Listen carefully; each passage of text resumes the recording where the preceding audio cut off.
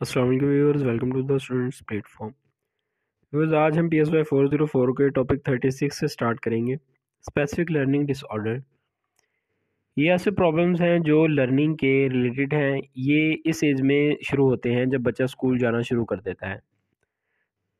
These are the issues in perceiving and processing the information accurately, dysfunctioning in basic academic skills, readings, writings and maths. Diagnostic criteria इसके अंदर कह रहा है कि reading में slow होता है बच्चा या मुश्किल से किसी चीज़ की रीडिंग करता है। Difficulties in meaning of words, difficulties in spellings, difficulties in writings, difficulties in math, यानी वो बेसिक कॉन्सेप्ट जो है मैथ के, बेसिक कैलकुलेशन उनको समझ नहीं पाता। इन सब पॉइंट्स में यही बात की गई है।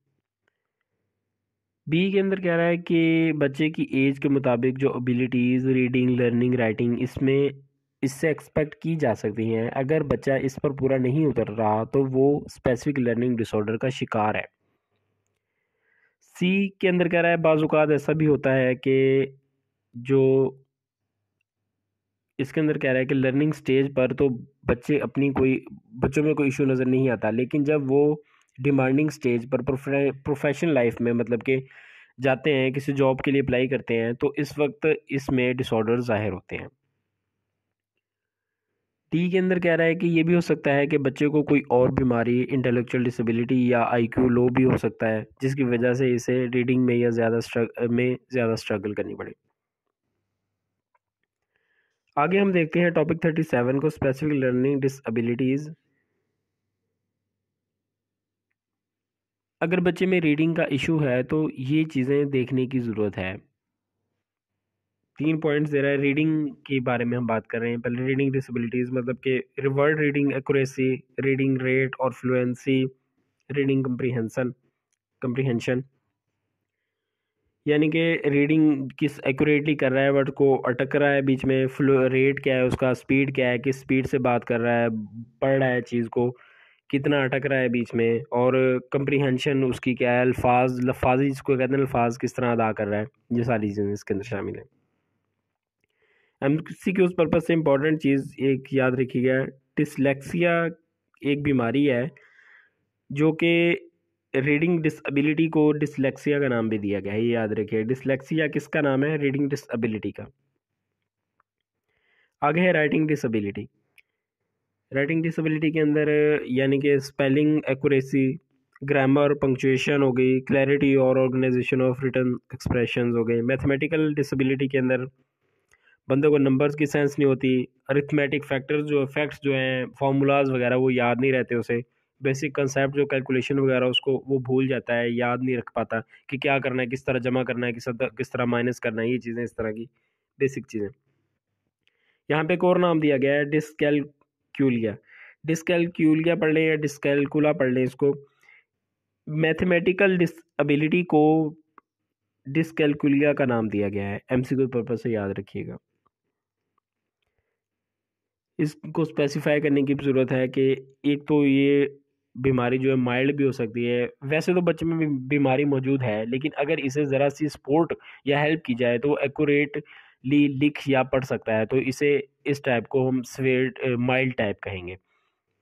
मॉडरेट के अंदर it has more difficult for patient as compared to mild.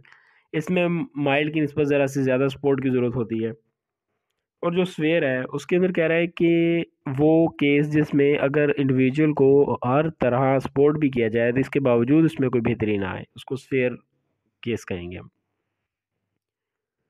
Communication disorders, ज़बान को समझने में और इस्तेमाल करने में डिफ़िकल्टीज पैदा होती हैं। पहला लैंग्वेज डिसऑर्डर की बात कर रहा हूँ मैं। ये जितने भी language disorder, speech sound disorder, ये इनको हम बारी बारी डिस्कस करते हैं। लैंग्वेज डिसऑर्डर के अंदर मैंने आपको बताया अभी, ज़बान को समझने में, इस्तेमाल में डिफ़िकल्टीज। डायग्नोस्टिक क्राइटेरिया के अंदर ए के अंदर कह रहा है कि इसकी वोकैबुलरी जो रिड्यूस हो सकती है, मतलब कि लिमिटेड वोकैबुलरी होगी। इसके माइंड में सेंसिटिव जो सेंटेंस का स्ट्रक्चर है वो लिमिटेड होता है। अगर वो स्ट्रक्चर नहीं बना सकता, अगर वो स्ट्रक्चर बना भी लेगा तो इनको इस्तेमाल करना, इसके लिए स्ट्रक्चर को इस्तेमाल करना इसके लिए मुश्किल होगा। आगे बी के अंदर कह रहा है कि अगर इंडिविजुअल अपनी एज के मुताबिक स्किल शो नहीं करता तो हम इसे एबनॉर्मलिटी की तरफ लेकर जाएंगे।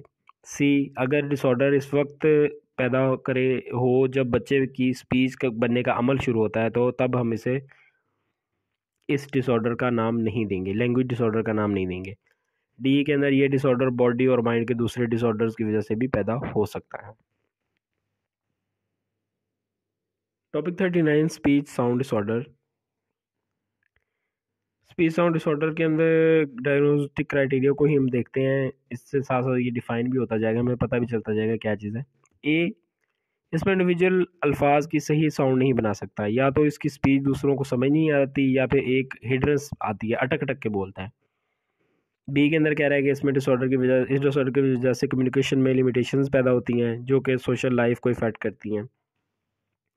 सी, ये डिसऑर्डर अगर अर्ली डेवलपमेंट पीरियड में हो तो हम इसे सोशल लाइफ स्पीच डिसऑर्डर नहीं कहेंगे। ये भी देखना ज़रूरी है कि ये हेड इंजरी वगैरह या फिर की वजह से तो नहीं, या किसी और बायोलॉजिकल रीज़न की वजह से, या फिर ये कहीं हेरिडिटी तो नहीं है, वालिदैन से तो नहीं शिफ्ट हुआ बच्चे में। ये तमाम रीज़न जो मैंने बताई, ये दो अगर देखें आप लोगों को मैं एक बात बताऊँ कि डायग्नोस्टिक क्राइटेरिया किसी भी बीमारी का पढ़ रहे हैं हम, और हमें नहीं है पता कि हमें बिल्कुल भी नहीं पता कि इसका डायग्नोस्टिक क्राइटेरिया क्या है, कि दो कॉमन मैं आपको क्राइटेरियाज बताता हूँ जो कि आप किसी भी सवाल के जवाब में किसी भी बीमारी में आप लिख सकते हैं। पहला कि ये कहीं किसी हेरिडिटरी तो नहीं है, हेरिडिटरी नहीं है, ये देखना ज़रूरी है। दूसरा कि किसी बायोलॉजिकल फैक्टर हेड इंजरी की वजह से तो ये बीमारी पैदा नहीं हुई। ये दो चीज़ें कॉमन है जो किसी भी डिसऑर्डर के अंदर लिखी जा सकती हैं। टॉपिक 40 है चाइल्डहुड ऑनसेट फ्लुएंसी डिसऑर्डर।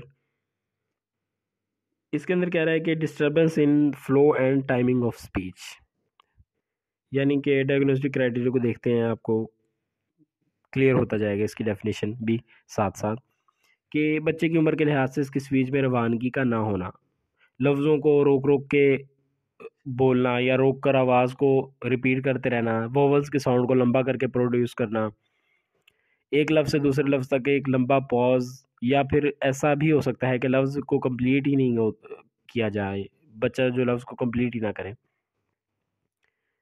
आगे बी में कह रहा है कि डिस्टर्बेंस की वजह से एनजाइटी भी पैदा हो सकती है, कि अगर वो जो दूसरों के सामने बात करेगा तो वो सही तरह बात नहीं कर पाएगा।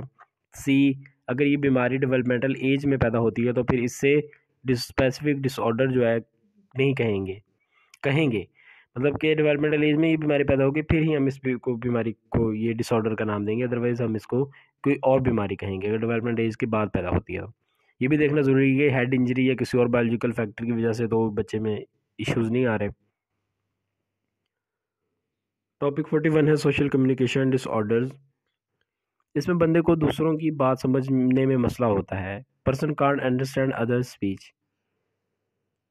डायग्नोस्टिक क्राइटेरिया के अंदर कह रहा है कि नंबर ए में है कि इसका मतलब ये हरगिज़ नहीं कि अगला बंदा सही तरीके से बात नहीं कर रहा, इंडिविजुअल खुद इसकी बात को सही तरह नहीं समझ पाता।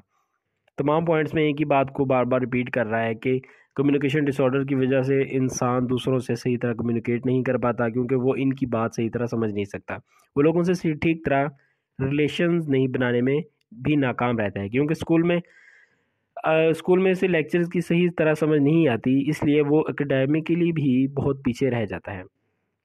सारे पॉइंट्स ऊपर वाली जो मैं डिस्कस करूँगा, मतलब मेन पॉइंट जो बीच में बात कर रहे थे वो मैंने बता दिया। सी और डी के अंदर वही बात दोबारा वो रिपीट कर रहा है जो मैंने आपको बताई कि हेरिडिटरी तो नहीं है, ये है पेरेंट्स से तो शिफ्ट नहीं हुई बीमारी, ये देखना ज़रूरी है। फिर किसी हेड इंजरी या किसी और बायोलॉजिकल फैक्टर की वजह से तो ये बीमारी पैदा नहीं हुई, ये चीज़ें देखना ज़रूरी है। जल्दी मिलते हैं अपने नेक्स्ट टॉपिक्स के साथ। दुआ करें मेरी तबीयत भी जल्दी ठीक हो जाए ताकि मैं मज़ीद वीडियोस PSY 101 के टॉपिक्स जो हैं, लेक्चर जो है पेंडिंग पड़े हुए, वो भी मैं कंप्लीट करूँ जल्द से जल्द। मिलते हैं नेक्स्ट टॉपिक्स के साथ। टिल देन टेक केयर, अल्लाह हाफिज़।